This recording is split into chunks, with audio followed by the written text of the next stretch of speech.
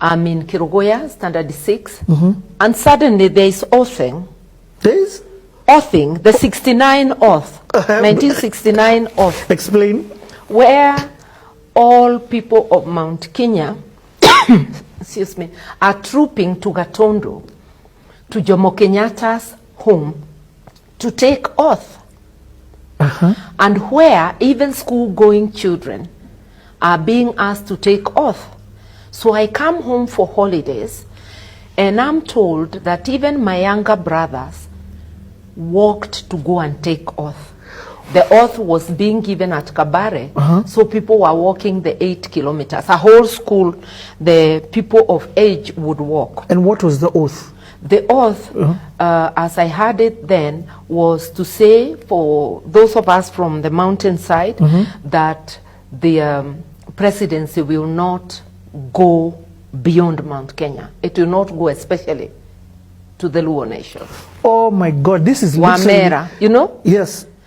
And then I later come to learn now as an adult that the odds were two. The Kiambu people were saying that the kingdom or the leadership should never cross River Shania. So we are being duped. We are being duped not to give leadership to Luos, but we are not part of it. There is an oath for Kiambu for it never to cross River Chania. Because I was in boarding school, I never underwent oathing. Okay? Martha, this is incredible. But those who underwent, that's how I came to know what was being said. And then my father, at that time, was a born-again Christian, had become born-again. My mother, they are the Tukutenderes, a group of the East African revival that swept the country around that time. So my father refuses to go for oathing. I'm hearing this conversation between my mother and my grandfather, my grandmother.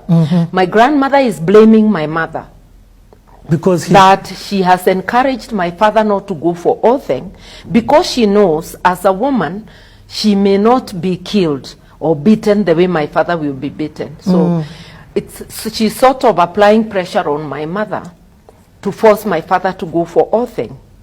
And I hear the conversation that they will come for him. There is fear that they will come for my father. They do not say who they are, but you know it's bad people because he's going to be either brutalized or killed. And we hear because of not going for oathing. Yes, there are people already killed for not going for oathing in Kiambu and other parts of the country. And this, by the way, let me say it, it is by your own. You are being killed by your fellows because you have refused to be oathed, you know, on account of your faith. My father and mother were one of those who refused to go. What saved my father now from they coming for him? After brutalization of people, and especially around Kiambu, Bishop Kariuki, the Bishop of ACK, father to the former Attorney General, Kariuki, was our bishop, and he was close to the late Mzee Kenyatta. So I hear that Bishop Kariuki has gone to see Kenyatta about brutalization of Christians because of failing to take oath. That's what killed the they coming for him. So that saved my father and other Christians. Okay? There's so much you are sharing, first and foremost, that I've never had, which I'm so grateful for. But then also I'm understanding it from a context of this. There's the Mau Mau, first and foremost, who we've gotten independence and they're thinking about coming.